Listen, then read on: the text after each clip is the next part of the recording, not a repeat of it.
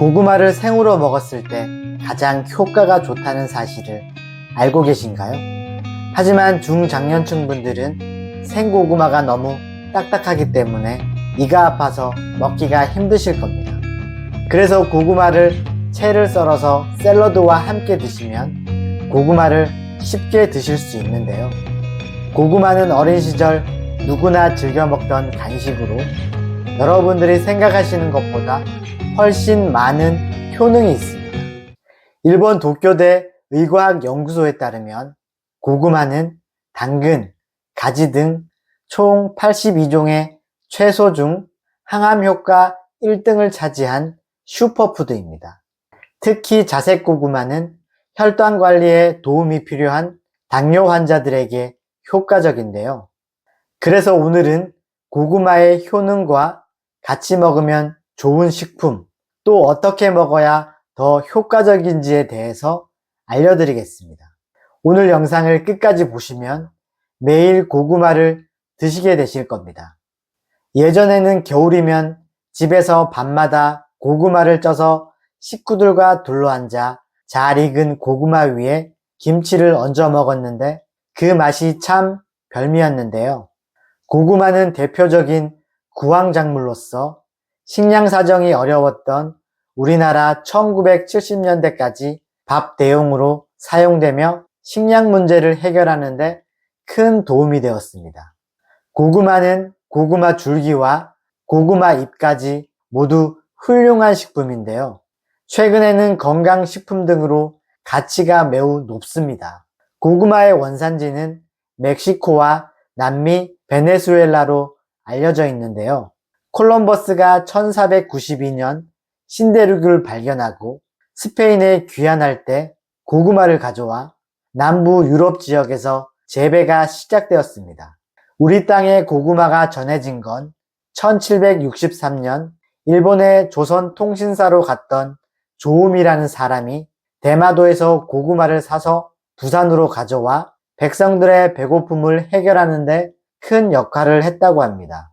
최근에는 사람들이 건강 기능성에 관심을 가지면서 황색 고구마인 호박 고구마와 자색 고구마의 인기가 많은데요. 고구마가 최고의 건강식품으로 평가되는 이유는 항산화 물질, 식이섬유, 칼륨 등이 많이 함유되어 있기 때문입니다. 항산화 물질인 비타민 C와 비타민 E, 황색 고구마의 베타카로틴, 자색 고구마의 안토시아닌이 고구마에 들어있는 대표적인 물질인데요.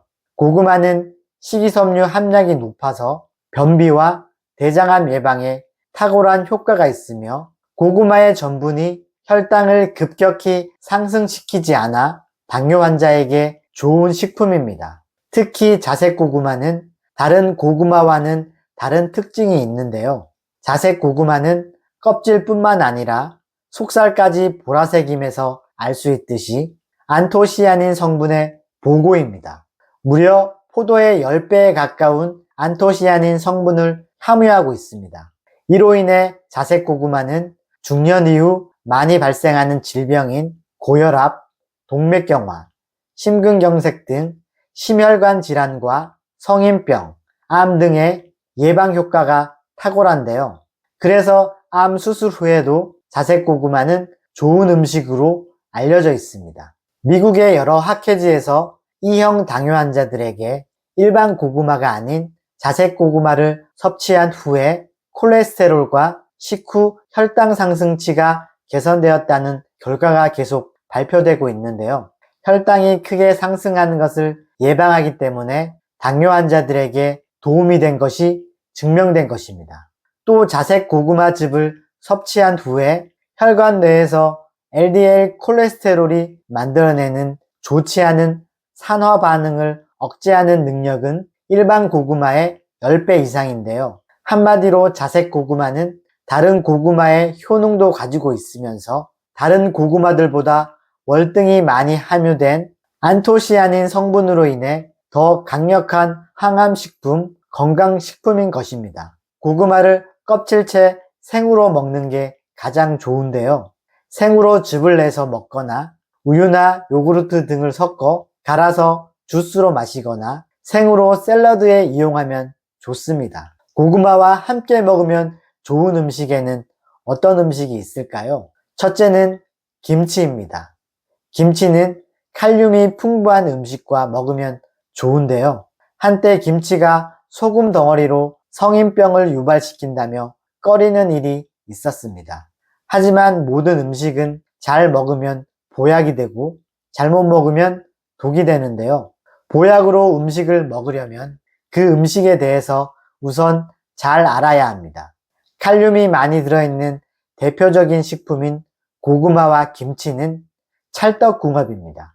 고구마에 함유된 칼륨이 김치의 나트륨을 몸 밖으로 배출하는 것을 도와 고혈압 위험을 낮출 수 있고, 또 고구마의 풍부한 섬유질로 인해 소화가 어려울 수 있지만 고구마에 함유된 칼륨이 김치의 나트륨을 몸 밖으로 배출하는 것을 도와 고혈압 위험을 낮출 수 있고, 또 고구마의 풍부한 섬유질로 인해 소화가 어려울 수 있지만 유기산과 유산균이 풍부한 김치를 섭취하는 경우 소화 과정을 돕습니다.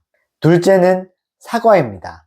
고구마는 훌륭한 영양 간식이지만 개인 체질에 따라 고구마에 함유된 아마이드 성분으로 인해 섭취 후 방구가 자주 나오고 더부룩한 증상을 느끼는 사람들이 있는데요. 이때 사과와 함께 섭취하면 사과의 펙틴 성분이 이러한 증상을 완화시켜줍니다. 펙틴은 수용성 식이섬유의 일종으로 소화를 촉진하고 장내에 유익한 박테리아의 성장을 돕는데요. 또 장내 독소를 흡착하여 체외로 배출하는 데 도움을 줍니다.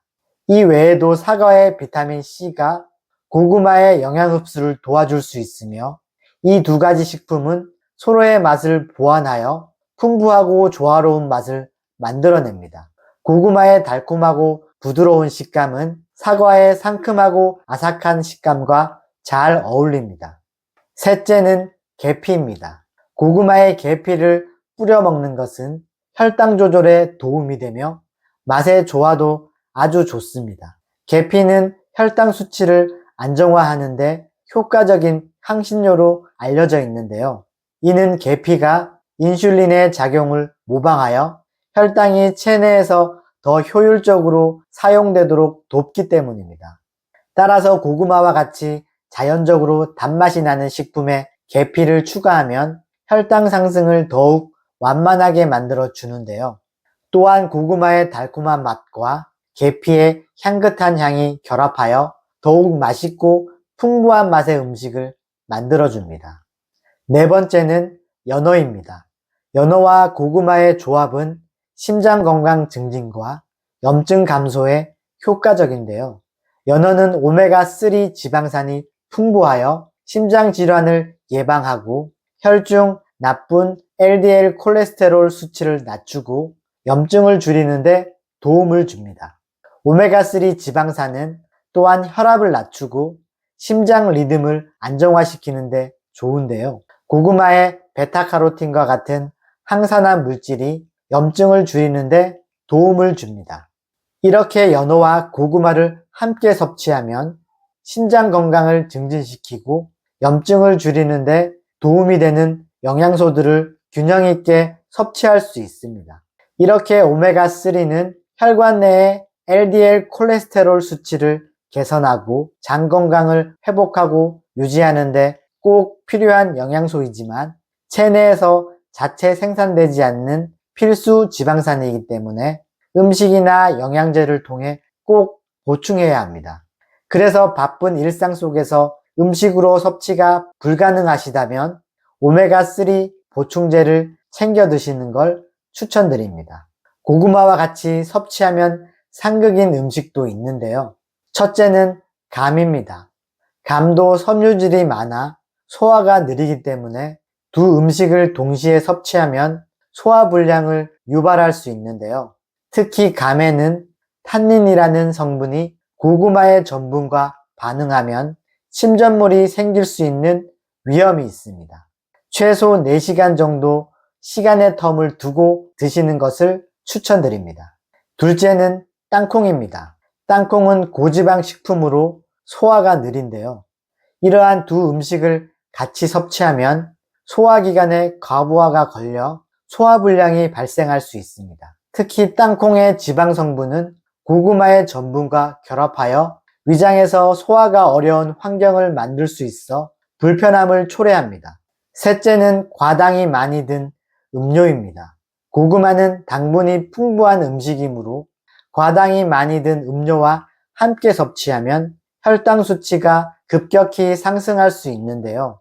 과도한 당 섭취는 체중 증가와 당뇨병이 발생할 위험을 높일 수 있으므로 주의하셔야 합니다. 오늘은 고구마의 효능과 섭취 방법, 같이 먹으면 좋은 음식, 같이 먹으면 안 되는 음식에 대해서 살펴보았습니다. 오늘의 핵심 내용을 정리하면 고구마 중에서도 자색 고구마를 많이 섭취하자. 그리고 고구마를 생으로 껍질째 먹는 게 가장 좋다. 고구마 효능, 혈당 관리, 암 예방, 심장질환 예방에 효과가 좋다. 최고의 궁합 음식.